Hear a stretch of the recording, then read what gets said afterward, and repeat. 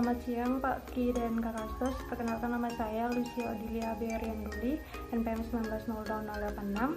Di sini saya akan mempresentasikan laporan bicara 6, yaitu hubungan tumbuhan dengan lingkungan biotik dan abiotik. Tujuan dari acara ini yaitu yang pertama untuk mengetahui bentuk simbiosis pada tumbuhan kacang hijau atau Pisnera biotek, yang kedua untuk mengetahui beritme pembungaan pada tumbuhan Kusuma wijaya atau Epirum anguliger, dan yang ketiga untuk mengetahui adanya gerak pada tumbuhan putri malu atau Mimosa pulica. Menurut Seri Jani pada tahun 2016, tumbuhan tidak mampu memilih tempat hidupnya, sehingga tumbuhan harus mampu bertahan hidup terhadap gangguan lingkungan abiotik dan biotik. Menurut Arumsari DKK pada tahun 2012, lingkungan abiotik merupakan komponen dalam satu lingkungan yang tidak dapat hidup meliputi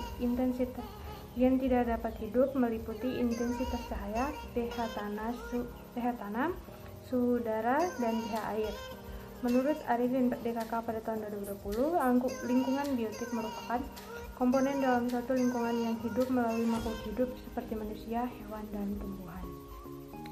Alat dan bahan yang digunakan dalam praktikum acara ini yaitu yang pertama alat, yaitu pisau, stopas, dan jam. Kemudian bahan yang digunakan yaitu tanaman putri malu, kemudian tumbuhan bunga Kusuma wijaya, dan tanaman kacang hijau.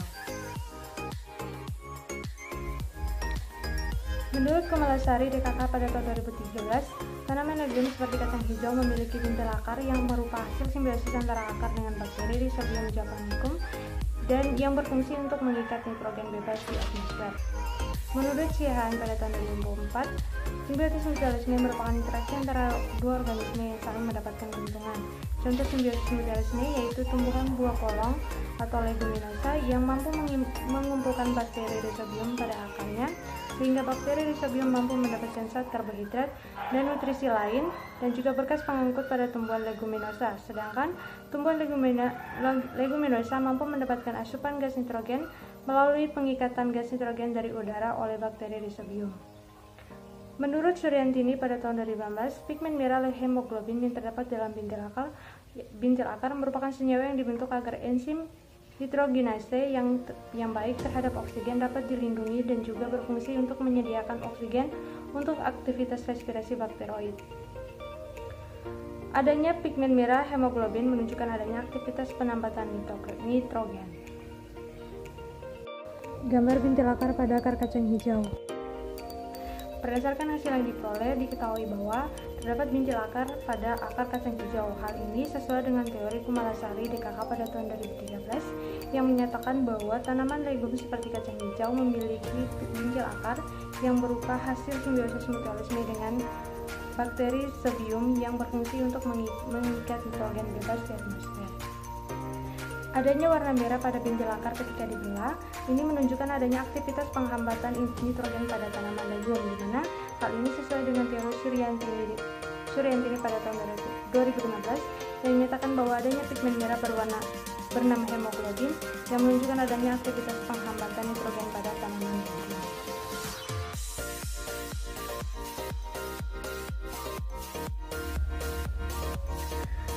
Menurut Sutoyo tahun 2011, fotoparatisme merupakan reaksi relatif serta waktu penyinaran antara siang dan malam hari.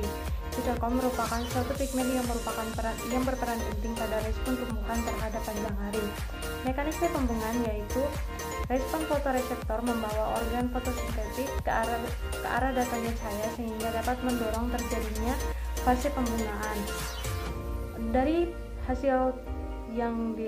hasil percobaan yang dilakukan, diketahui bahwa bunga wijaya kusuma dapat mekar pada malam hari. Hal ini dapat dikarenakan adanya beberapa faktor, yaitu seperti cahaya matahari, unsur hara, dan juga suhu.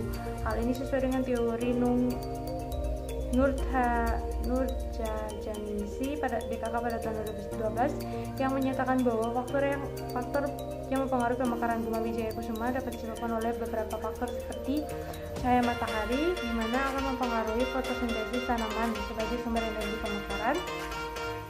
Kemudian unsur hara yang menyediakan energi untuk pembentukan dan perkembangan bunga, serta teori yang didukung oleh Polisi DKK pada tahun 2017 yang menyatakan bahwa suhu pada daerah tropis mempunyai fluktuasi yang tidak kuat di setiap musimnya. Menurut hal ini juga didukung oleh teori Sangachi DKK pada tahun 2017 yang menyatakan bahwa faktor di atas dapat terjadi akibat adanya perubahan struktur yang menyebabkan bunga mekar. Menurut televisi pada tahun 2014, tanaman putri malang atau Mimosa pudica merupakan tumbuhan perdu yang tumbuh menjalar di atas tanah dan memiliki duri, batang persegi, dan biasanya menjadi penutup tanah. Menurut Sarifa pada tahun 2020, tanaman putri malu akan mengatuk bila menerima rangsangan, sentuhan, atau ketika malam hari. Menurut Aini DKK pada tahun 2018, Tigmonasti adalah gerak suatu tumbuhan akibat adanya sentuhan atau gerakan.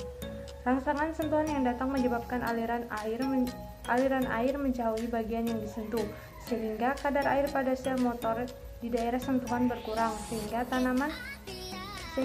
tekanan turgor semakin kecil dan daun dapat menutup seperti yang terjadi pada tumbuhan putri malu. Cara kerja pada gerak tumbuhan putri malu sebagai berikut.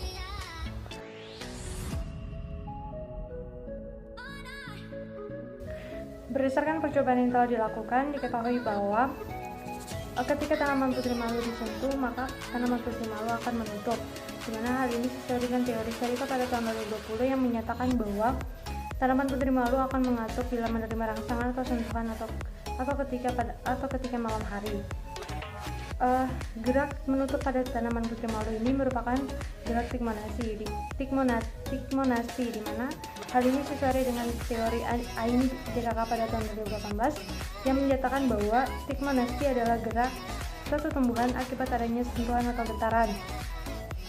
Gerak ini terjadi apabila adanya rangsangan atau sentuhan yang datang dan menyebabkan aliran air yang menjauhi bagian yang disentuh, sehingga kadar air pada sel motor di daerah sentuhan berkurang yang dapat menyebabkan tekanan turgor semakin kecil dan daun akan menutup, di mana hal ini salah satunya terjadi pada tumbuhan putri malu. Kesimpulan, berdasarkan praktikum yang telah dilakukan, dapat disimpulkan sebagai berikut. Yang pertama, tumbuhan kacang hijau atau Vigna radiata dapat bersimbiosis mutualisme dengan bakteri Rhizobium dan membentuk pintil akar. Yang kedua, bioritme pembungaan pada tumbuhan Wijaya kusuma atau Epilum anguliger disebabkan oleh adanya beberapa faktor seperti cahaya matahari, unsur hara, dan suhu, di mana dapat mengakibatkan terjadinya turgor penyebab bunga mekar. Yang ketiga, adanya tumbuhan putri malu atau Mimosa pudica itu bergerak secara tigmonasti dengan adanya sentuhan atau rangsangan.